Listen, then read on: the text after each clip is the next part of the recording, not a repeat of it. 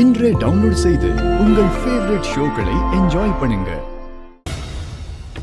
சூர்யா, ஏன் ஒரு மாதிரியா இருக்கீங்க? இல்ல அதெல்லாம் ஒண்ணும் இல்ல. தலைவலியா? காஃபி கொண்டு வரட்டுமா? இல்ல பரவாயில்ல பரவாயில்ல. துர்கா,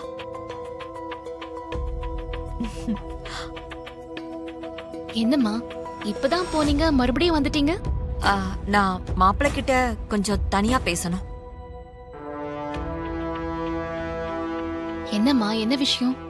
அதான் சொன்னேன்லம்மா தனியா பேசணும்னு. துர்கா, அதான் அத்தை சொல்றாங்கல்ல, நான் என்னன்னு கேட்டு வந்துடுறேன். ம்.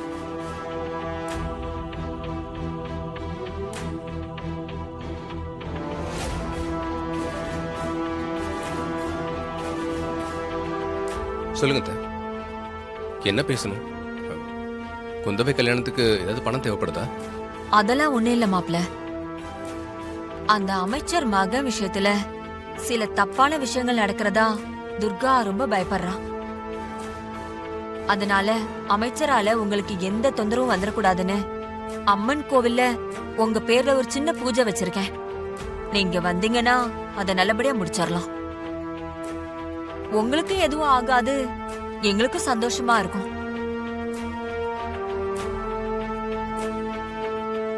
சரிங்க அத்தை, உங்க சந்தோஷத்துக்காக நான் கண்டிப்பா வரேன். அம்மா, பூஜை எப்போ வச்சிருக்கீங்க? இப்பதான் மாப்ள. இப்ப நம்ம உடனே கிளம்ப வேண்டியதான். சரிங்க அத்தை, போலாம். மாப்ள, சொல்லுங்க அத்தை. இந்த விஷயம் துர்காக்கு தெரிய வேண்டாம். ஏன்னா ஏற்கனவே அவ ரொம்ப பயத்துல இருக்கா. அதனாலதான் சொல்றேன். சரிங்க அத்தை. துர்கா கிட்ட நான் சொல்லி சமாளிச்சுக்கிறேன். நீங்க எதுவும் சொல்ல வேண்டாம். சரிங்க அத்தை, நான் பாத்துக்கிறேன். நீங்க ஏற்பாடு பண்ணுங்க.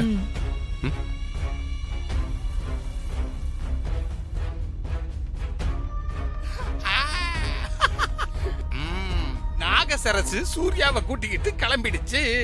நாம ஜோசியரை ஏற்பாடு பண்ணிட்டு எல்லாத்தையும் முடிச்சிட்டு சிஸ்டருக்கு நல்ல விஷயமா போன் பண்ணி சொல்ல வேண்டியதான். துர்கா, ஒண்ணுல அத்தை ஏதோ கோயில் வரைக்கும் கூப்பிட்டாங்க. கோயிலுக்கா? எந்த கோயிலுக்கு? இங்க பக்கத்துல இருக்கிற அம்மன் கோயிலுக்கு தான். ஒரு முக்கியமான பூஜை இருக்கு. நாங்க போயிட்டு வந்துடுறோம். மாப்ள, போலாமா? அப்படியா? சரி, அப்போ நானும் வரேன். அது அது வந்து